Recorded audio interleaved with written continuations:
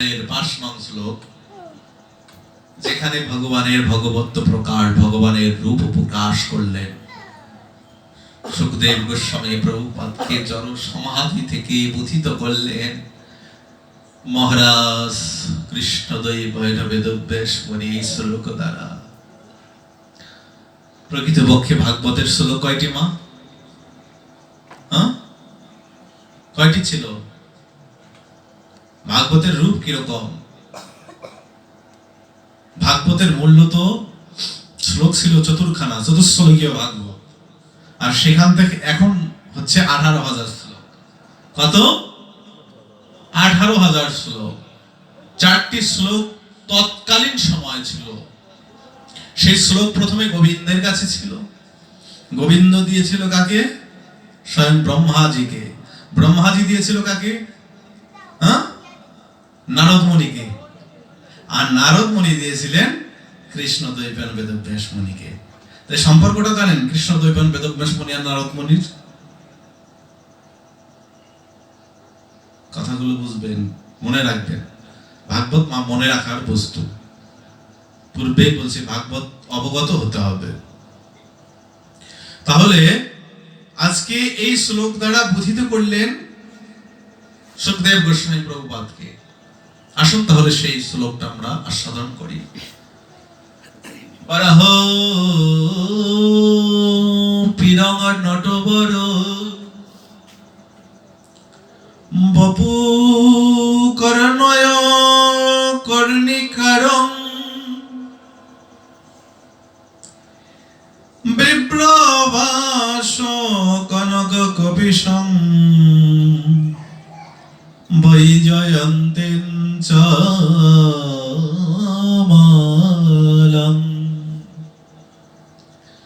রন্ধান বেনুরধর সুধয় পুরয়ং গোপবৃন্দয় বৃন্দারণ্যং সপদ রমণং প্রাবিশদ গীত কীর্তি।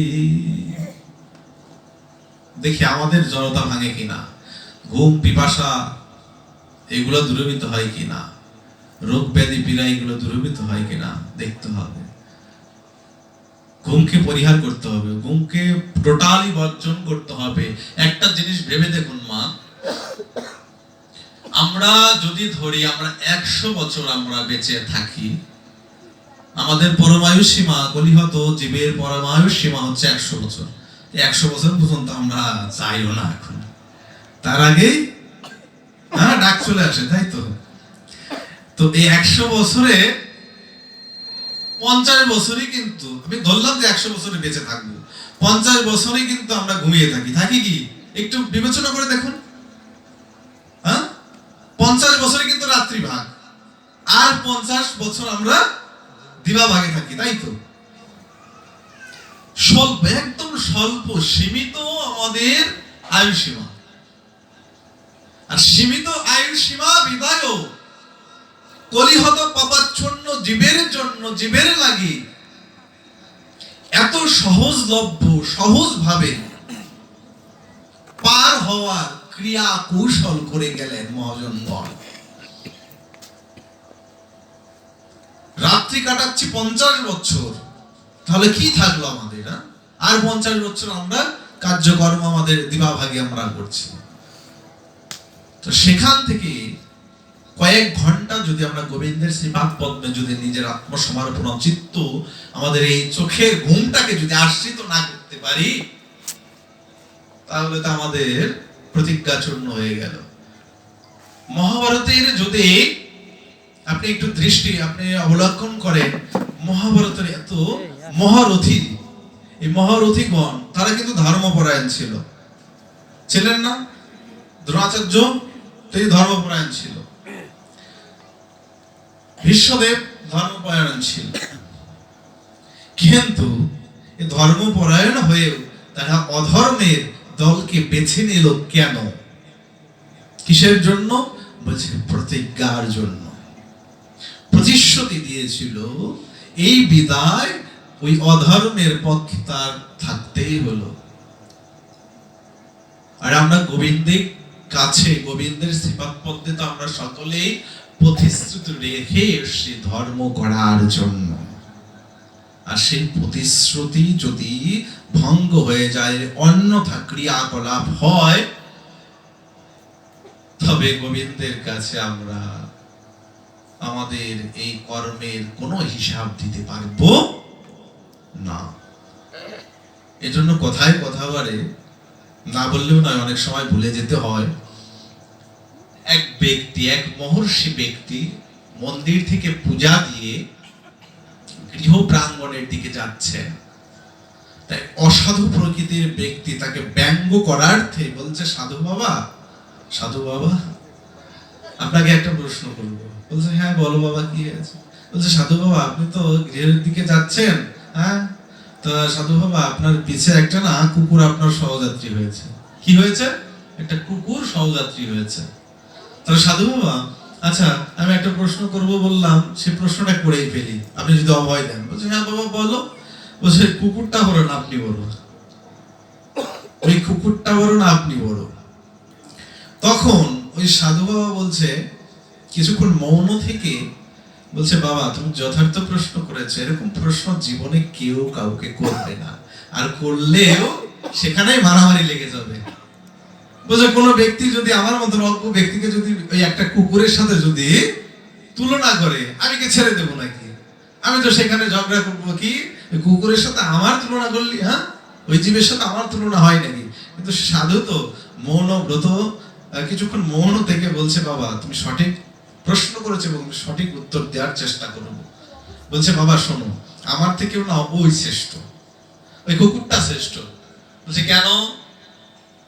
মনুষ্য জন্ম হচ্ছে ঊর্ধ্বতম জন্ম, শ্রেষ্ঠ জন্ম, আর আপনি বলছেন কুকুর বড় আপনার থেকে। বলছে, জন্মটা ঠিক আছে বড়, জন্মটা শ্রেষ্ঠ, কিন্তু কর্মটা যদি আমি শ্রেষ্ঠ না বানাতে পারি তাহলে কি হবে? তাহলে কি হবে? জন্ম হোক যথাযথা, কর্ম থাকা চাই ভালো। জন্ম দিয়ে আমি করব কি? জন্ম দিয়ে কোনো লাভ হবে না। কর্মই হচ্ছে মূল বিষয়। কর্মাণি পাতিকারস্তে মা ফলেস্য কদা চন। গীতার বাণী বলছে, কর্ম করতে থাকো, ফলের আশা করো না। বলছে, তোমার কর্মই হচ্ছে তোমার পরিচয়।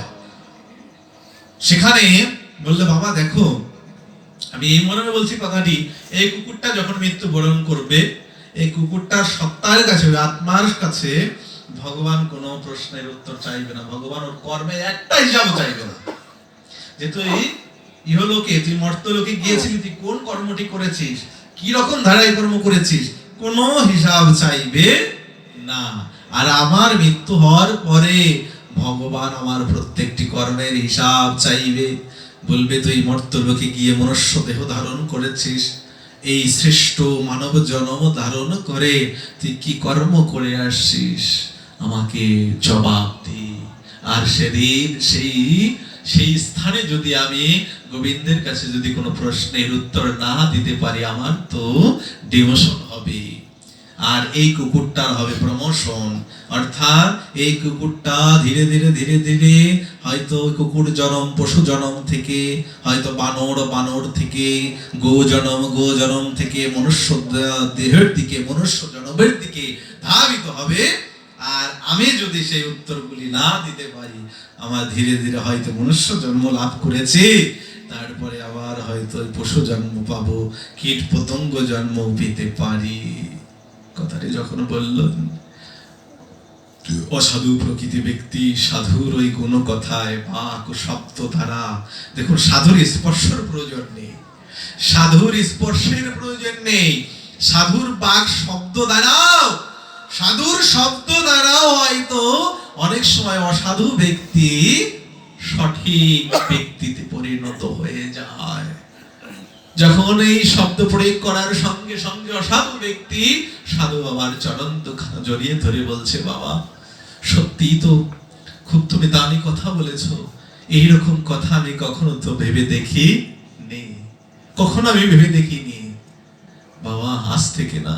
আমি কোনো সাধু ব্যক্তিকে ব্যঙ্গ করব না, সাধু ব্যক্তিকে তিরস্কার করব না, কোনো অধর্ম কর্মের সঙ্গে নিযুক্ত থাকব না, যতক্ষণ পর্যন্ত এই প্রাণটা, এই দেহটা থাকবে। গোবিন্দের শ্রীপাদ পদ্মে আত্মসমর্পণ করব, নিতাইয়ের শ্রীপাদ পদ্মে আমি আত্মসমর্পণ করে আমার কর্মজীবনটাকে আমি অতিবাহিত করব। এই হচ্ছে কর্ম। তাহলে আমরা ভগবত কর্মের জন্য প্রতিজ্ঞাবদ্ধ হয়ে মাতৃগর্ভ থেকে আমরা ভূমিষ্ঠ হয়েছি। যদি সেই অবশ্যই স্মৃতি নাশ হয়ে গেছে আমাদের। এখানে একটা কথা আছে, একে থামা। এখানে একটা কথা আছে কি দেখুন, যখন মাতৃগর্ভ থেকে আমরা ভূমিষ্ঠ হয়েছি, সুতা নামক, কি বলছে, সুতা নামক এক বাতাস প্রবাহিত হয়েছে আমাদের উপর দিয়ে।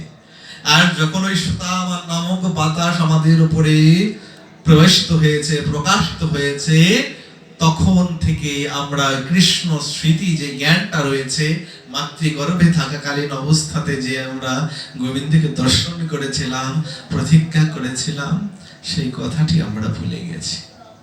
ওই সুতা নামক বাতাসের প্রভাবে, ওটা মায়িক বাতাস, মায়ার বাতাস। তাই সেই মায়া দূরীভূত করার জন্য দেখুন এই ভাগবত শ্লোক, যেখানে জড়তা ভাঙাচ্ছে কৃষ্ণ দ্বৈপায়ন বেদব্যাস মুনি সুখদেব গোস্বামী প্রভুপাদকে, এখানে বঙ্গ অনুবাদ আমরা সাধন করি। অতি সুন্দর ময়ূর পুচ্ছ যার শিরভূষণ, নট শ্রেষ্ঠের মতো সুন্দর যার শরীর, যার কর্ণে কর্ণিকা ফুলের কুণ্ডল শোভা পাচ্ছে, যিনি পীত বসন পরিধান করে, গলায় বই জয়ন্তী মালা ধারণ করে তিনি অধর সুধায় বংশীধ্বনি করছেন। গোপবালকেরা তার মহিমা কীর্তন করছেন এবং তিনি নিজ পদাঙ্গ শোভিত চিহ্নে পরিশোভিত এই বৃন্দাবনে প্রকাশ হলেন। ভক্তবৎসল্য ভগবান কি জয়, ভক্তবৎসল্য ভগবান কি জয়, ভক্তবৎসল্য ভগবান কি। প্রেম সে বলো রাধে রাধে, রাধে রাধে, রাধে রাধে। এখানকার মায়েরা মনে হয় বেশি ঝগড়া করে না, তাই না? ঝগড়া করলে মনে হয় আস্তে আস্তে করে, শাশুড়ি পুত্রবধূ মনে হয় আস্তে আস্তে ঝগড়া করে, মানে যাতে ওই পাড়া প্রতিবেশী যাতে না টের পায়। এটা লজ্জাজনক কথা। এজন্য জোর কম, সুরে জোর কম, শব্দে জোর কম। যাই ভালো, একই সঙ্গে ভালো। হ্যাঁ, কারণ আপনার পাড়া প্রতিবেশী যদি জানে যে শাশুড়ি মা এবং পুত্রবধূর সঙ্গে দ্বন্দ্ব হয়েছে, ওই আগুনের মধ্যে আরো ঘি ঢালার চেষ্টা করবে। সবাই নয়, ক্ষমা করবেন, সবাই নয়, তৃতীয় পক্ষ এসে অবশ্যই শাশুড়ি মায়েরা এবং পুত্রবধূগণ কথাটি শুনে রাখুন। কথা হারিয়ে গেলে আর মনে থাকবে না। শাশুড়ি মা এবং পুত্রবধূ অনেক সময় ঝগড়া জঞ্জাল লাগতে পারে, এটা সামাজিক ব্যাপার। সামাজিক ব্যাপার বলতে দেখা গেল ওই এক জায়গায় যদি কয়েকখানা বাসনপত্র থাকে তাহলেও কিন্তু ঝঞ্ঝল করে। আর যেখানে তো সেই আনন্দ আছে যে সেখানে কোনো ঝগড়াঝাটি নেই, সেখানে তো আনন্দের আর কোনো সীমা নেই। কিন্তু আপনি মনে করতে পারেন যে দুজনের মধ্যে ঝগড়া লেগেছে, ওই একজন ব্যক্তি আরেকজন ব্যক্তির কাছে গিয়ে মানে নিজের দুঃখের কথা প্রকাশ করছে। মনে করুন পুত্রবধূ গিয়ে প্রকাশ করছে, এখন সেই তৃতীয় পক্ষ সেই ব্যক্তি হ্যাঁ বৌমা ঠিক আছে সত্যি, আসলে তো শাশুড়ি মায়েরা ঠিক করেনি, মেলা কিছু বলবে, বুঝাবে, ঠিক আছে। তার আবার কিছুক্ষণ পরে গিয়ে আবার শাশুড়ি মা গিয়ে হ্যাঁ সেই একই ব্যক্তির কাছে যদি সেই রকমই কথাবার্তা দেয়, আবার ওই শাশুড়ি মাকে বলবে হ্যাঁ ঠিকই দিদি, আপনার পুত্রবধূ তেমন ভালো হয়নি, হ্যাঁ সত্যি তো এই ইত্যাদি লেগে গেল, ঠিক আছে, লেগে গেল। আর মাঝখান থেকে কিন্তু সে তৃতীয় পক্ষ হাতে তালি দিচ্ছে, খুব আনন্দ পাচ্ছে। কিন্তু একটা কথা মনে রাখবেন, যদি আপনি কোনো রোগাগ্রস্ত হন, যদি আপনি কোনো অসুবিধায় পড়েন শাশুড়ি মা, তাহলে এই পুত্রবধূই কিন্তু আপনাকে দেখবে, তৃতীয় তৃতীয় ব্যক্তি কিন্তু নয়। আর পুত্রবধূরা যারা থাকেন, শাশুড়ি মাই কিন্তু আপনার কল্যাণ কামনা বেশি করবে, ওই তৃতীয় ব্যক্তি কিন্তু নয়। সে কিন্তু ওই অগ্নিতে ঘি ঢালতেই প্রস্তুত। সবাই নয়, সবার কথা বলা এটা ভুল হবে, ভালো ব্যক্তিও রয়েছে যারা বোঝাবে। জয় নিতাই, জয় গুরু হরি বল। যাক, বাহ্যিক কথা দরকার আসে না, কিন্তু তথাপিও বলতে হয়। তাহলে কি বলছেন দেখুন, অতি সুন্দর ময়ূর পুচ্ছ যার শিরভূষণ। গোবিন্দের রূপ দর্শন করুন, এখানেই রূপ দর্শন করে যাবেন, এই ভাগবত মণ্ডলের মধ্যে রূপ দর্শন করে যাবেন। আর আগামীকাল যদি গোবিন্দ কৃপা করে, আগামীকাল আপনাদের মধ্যে গোবিন্দের ফোন নাম্বার দিয়ে যাব। আগামীকাল গোবিন্দের ফোন নাম্বার দিয়ে যাব, আপনারা তার সাথে কথা বলতে পারবেন। এটা কথা দিয়ে গেলাম।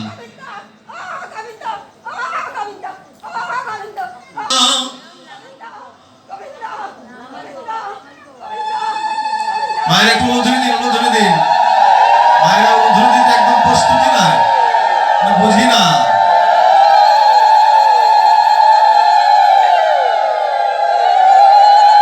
কার কোন সময় কোন চিত্তে আবির্ভূত হবে কেউ বলতে পারে না। কার মধ্যে কোন বস্তু নিহিত রয়েছে কেউ বলতে পারে না। ভক্ত মাঝেই ভগবান বিরাজ করেন। যেখানে ভগবান বলছেন স্বয়ং, দেখুন ভগবান কি বলছেন, যে এই যে মিষ্টি মন্ডা ইত্যাদি নৈবেদ্য আদি আমাকে গ্রহণ করছো, আমাকে দিচ্ছ, নিবেদন করছো, আমি কি সেটা ভক্ষণ করি? আমি কি সেটা সেবা করি? বলছে আমি সেটা তো সেবা করছি না। কি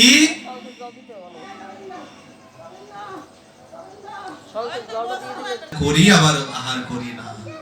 তুমি আমাকে দিয়েছো এই নৈবেদ্য, পত্র, পুষ্প, ফল, কত কিছু দিয়েছো, কিন্তু তুমি যদি আমার বিশ্বরূপটা দেখো না, ওই বিশ্বরূপে দেখবে সবই আমি।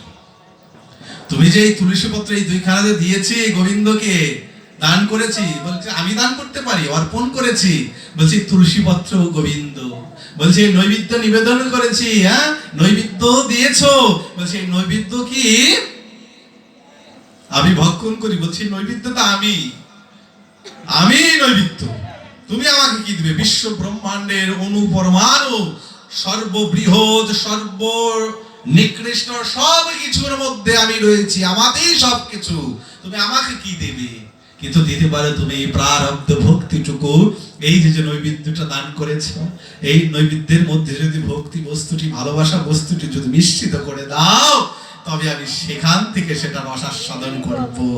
তুমি এই তুলসী পত্র দান করেছো, এই তুলসী পত্রের মধ্যে যদি হে গোবিন্দ আমি তোমার হলাম বলে এই প্রেমানন্দে সিক্ত হয়ে তুমি যদি এই তুলসী পত্র দান করো, তাহলে ওই যে আর্তনাদ, ওই যে শরণাগতিটা, ওই শরণাগতিটাই আমি গ্রহণ করব।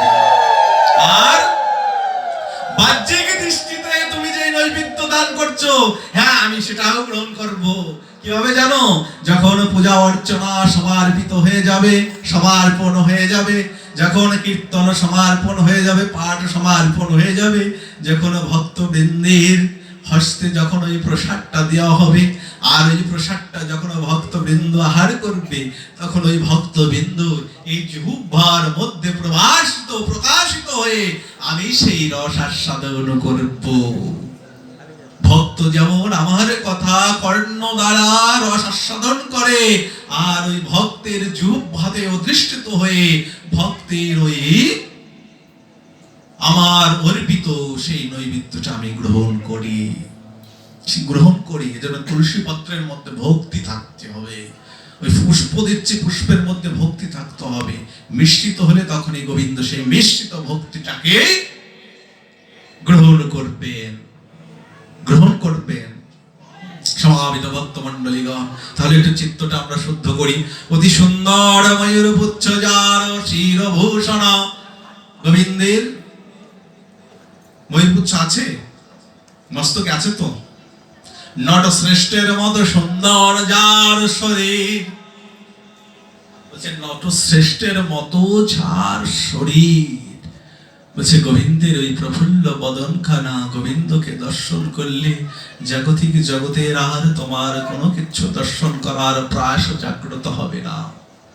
গোবিন্দকে তো তুমি যদি একবার দর্শন করো, বলছে সেই দর্শন করার জন্য বিধি মার্গ প্রয়োজন, নববিধা ভক্তির প্রয়োজন। নববিধা ভক্তির মধ্যে একটি ভক্তির মধ্যে তুমি রূপান্তরিত হও। নববিধা ভক্তি কি? শ্রবণাং কীর্তনাং বিষ্ণু স্মরণাং পাদ সেবনাং অর্চনাং বন্দনাং দাস্যং সখ্যাত্মনে নিবেদনম। যেখানে আপনারা উপস্থিত হয়েছেন শ্রবণা অর্থাৎ শ্রবণ ভক্তিতে, তাহলে এই ভক্তিটা যদি গাঢ় হয়, এই যখন গাঢ় হবে, সেই গাঢ়তার মধ্যেই তখন ভালোবাসার প্রকাশিত পাবে, প্রকাশমান হবে। বলছি সেই শ্রবণ ক্রিয়ার মধ্যে রয়েছেন ভক্ত প্রহ্লাদের কথা মতো আপনি শ্রবণ ক্রিয়ার মধ্যে রয়েছে, আমি কীর্তন ক্রিয়ার মধ্যে রয়েছি। কিন্তু যদি এই শুদ্ধ চিত্তটা থাকে, স্মরণ মনন থাকে, তবে অবশ্যই গোবিন্দের সেই কৃপা লাভ হবে। নটশ্রেষ্ঠের মতো সুন্দর যার শরীর, গোবিন্দের সেই নটশ্রেষ্ঠের সুন্দর শরীরটাকে দর্শন করলে, প্রফুল্ল বদন তাকে দর্শন করলে, ইহ জগতে আর কোনো কিছু তোমার চাইবার, এত চাওয়া পাওয়া, সেই চাওয়া পাওয়ার লেশ বিন্দু থাকবে না। কৃষ্ণ ইন্দ্রিয় যখন তোমার মধ্যে আবির্ভূত হবে, বলছে আত্ম ইন্দ্রিয় প্রীতি বাঞ্ছা তাই কয় কাম। আত্মা, আত্ম ইন্দ্রিয়, বলছে আত্মা না, কিন্তু আত্মা আর ইন্দ্রিয় কিন্তু আলাদা বস্তু। আত্মা আর ইন্দ্রিয় আলাদা বস্তু। আত্মা হচ্ছে সর্বশ্রেষ্ঠ। এই আত্মা বন্ধনের সাথে কখনো আবদ্ধ নয়। ওই যে অনেকে বলে এই খাস ও খাস সে খাস, হ্যাঁ, আর অনেকে বলে আবার এই আত্মা যা খায়, আত্মা যাহা খেতে চাই তাই খাওয়াবি। বলছি আত্মার তো কোনো খাওয়ার কোনো লেশ বিন্দু, কোনো লোভই নেই। বলছে আত্মার একটাই লোভ আছে, সেই লোভটা হচ্ছে কৃষ্ণ কথার লোভ, হরি কথার লোভ। তুমি সেই আহারটা তুমি তাকে দান করো, যথার্থ পরিমাণে দান করো, নিত্য তুমি দান করো, নিত্য তুমি উপাসনা করো, নিত্য তুমি সন্ধ্যা বন্দনা করো, নিত্য তুমি সন্ধ্যা বন্দনা করো। একদিন করলে চলবে না, সপ্তাহে একদিন করলে, মাসে একদিন করলে তা কিন্তু হবে না, নিত্য তোমার করে যেতে হবে। কেন বললেন কথাটি? মায়েরা, আপনারা যখন কোনো পাত্র ধৌত করেন, মনে করেন পূর্বে দিনের আহার দ্রব্যাদি ইষ্টযুক্ত যখন ওই থালা বাসন আপনারা যখন এটা ধৌত করেন, ধৌত করার পরে আবার যখন আপনারা ওই পাত্রে যখন আহার আদি আপনার পরিবার বর্গকে দেন, আপনার পতিদেবকে দেন, পতিদেবকে দেওয়ার পরে গিয়ে আবার সেটা ধৌত করেন না? কেন ধৌত করেন? বলছে সেটা খেতে খেতে তো আবার কি হয়, ওটা ময়লা হয়ে যায়, ওটা এঁটো হয়ে যায়, হয় না? প্রতিনিয়ত তো ধৌত করতে হয়। বলছে কেন ধৌত করেন? বলছে এই এঁটো হয়ে যায়, ময়লা হয়ে যায়, যার জন্য আপনার প্রতিনিয়ত ধৌত করতে হয়। পূর্ব দিনের আপনার বাসনগুলি আবার আজকের দিনে ধৌত করতে হবে। আবার আজকের দিনের বাসনগুলি যখন পরের দিন যখন আবার এঁটো হয়ে যাবে, তখন পরের দিন আপনাকে আবার সেটা মাজতে হবে। ঠিক তদ্রূপ হরিনামের মধ্যে আছি, কৃষ্ণ নামের মধ্যে আছি যতক্ষণ, ততক্ষণ পর্যন্ত আমার মধ্যে সার্বিক সমস্ত ধর্ম গুণ এসে আবির্ভূত হয়ে আছে। আবার যখন ছেড়ে দিচ্ছি তখন আবার সেগুলো যা তাই। মায়ের জগতেই যখন আমার শরণাগতিটা চলে যাচ্ছে, তখন যা তাই হচ্ছে। এজন্য ডক্টর মহানম্রত ব্রহ্মচারী বললেন, ওই জীব তোরা কিসের মতো জানিস? বিদেশি লেটো কুকুরের মতন। বিদেশি লেটো কুকুরের মতন। বলছে কেন? বলছে বিদেশে দেখবেন কোন মেম সাহেব বা সাহেব, বিদেশে তো ম্যাক্সিমামই এখন কুকুর পালে গৃহে, তাই না? তো এই কুকুরগুলো নিয়ে যখন বেরোয়, তখন ওইগুলো যখন মেম সাহেব বা সাহেবের কোলে থাকে, দেখতে খুব ভালো লাগে, খুব ভালো দেখা যায়। কারণ তাদের আহার, তাদের কি বলবো, পরিচর্যা মানে অত্যাধুনিক, পরিষ্কার থাকে সবসময়। কিন্তু ওই কুকুরকে যদি ওই কোল থেকে নামিয়ে দেয়া হয়, তখন ওই কুকুর কি করে? মা, ওই কুকুর কি করে? ময়লার মধ্যে গিয়ে গড়াগড়ি খায়, ময়লার মধ্যে গিয়ে গড়াগড়ি খায়, বিষটা দেখলে বিষটার মধ্যে ঝাঁপিয়ে পড়ে, কিন্তু অনেক কিছু দামি বস্তুকে আহার করাচ্ছে, সেটাতে কাজ হচ্ছে না, বিষটার দিকে তার নজর আছে। ঠিক তদ্রূপ যখন হরির নামের কোলে তুই থাকিস, কৃষ্ণ নামের কোলে তুই থাকিস, তখন তুই অতি শুদ্ধ থাকিস, অতি পবিত্র থাকিস, সরলতা, সবকিছু সত্য, সরলতা সবকিছু তো এখানে বিরাজ করে। আর যখন সেই কৃষ্ণ নামকে ছেড়ে দিস, যখন সেই ধর্ম ক্রিয়াটা ছেড়ে দিস, তখন আবার সেই ময়লা আবর্জনার মধ্যে তুইও চলে যাস, তুইও চলে যাস। জন্য যদি শরণাগতি, জন্য বললেন যে শরণাগতি থাকতে হবে। হ্যাঁ, অবশ্যই আমরা জাগতিক জীব, সংসারে আবদ্ধ জীব, সংসারের কর্ম করতে হবে, সংসারের পাশাপাশি গোবিন্দ কর্ম করতে হবে। 24টা ঘন্টা দিয়েছে হিসাব, 24টা ঘন্টা, সেই 24টা ঘন্টা 8 ঘন্টা বা 10 ঘন্টা আমরা আমাদের নিত্য দৈনন্দিন কর্মে দিই। বাবারা ব্যবসা বাণিজ্য করেন, মায়েরা গৃহকর্ম আদি করেন, 1 ঘন্টা 2 ঘন্টা কি আমরা গোবিন্দ সেবায় দিতে পারি না?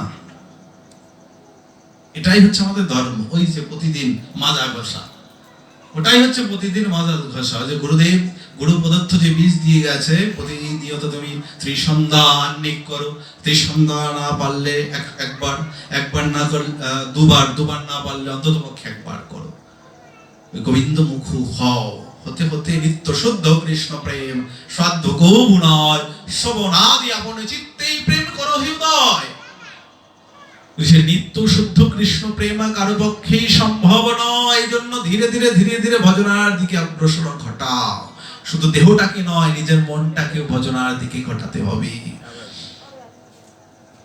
শরীর যার কানে কর্ণিকা ফুলের কুণ্ডল শোভা পাচ্ছে, গোবিন্দর কর্ণে দেখবেন 2টা কুণ্ডল থাকে, গোলাকারের কুণ্ডল থাকে, খুব দেখতে সুন্দর লাগে। যিনি পীত বসন পরিধান করেন, যিনি পীত বসন পরিধান করেন। পীত শব্দের অর্থ জানেন? পীত বর্ণ কাকে বলা হয়? পীত, পীত বর্ণ হচ্ছে হলুদ, হ্যাঁ হলুদ।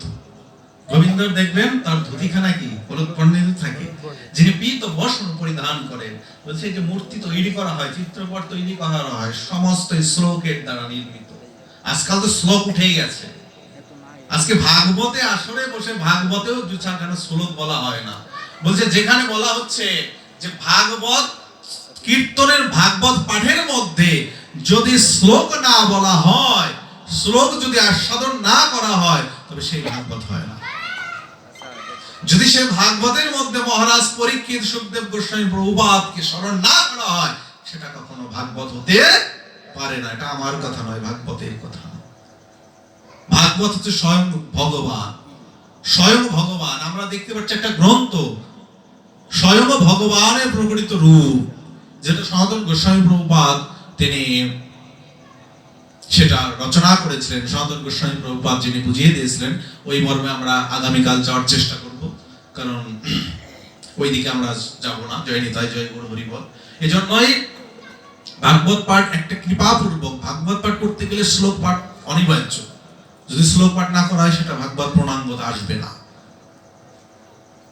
2-4খানা আমরা ভক্ত চরিত আস্বাদন করিয়ে দিলাম, 2-4খানা গান বাজনা ইত্যাদি হলো, নাচানাচি হলো, এটাই শুধু ভাগবতের মর্মতা হতে পারে না।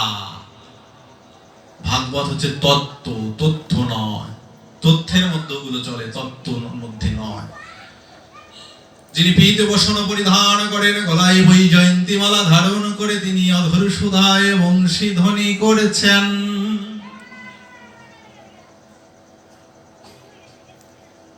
বৈজয়ন্তী মালা ধারণ করেছেন।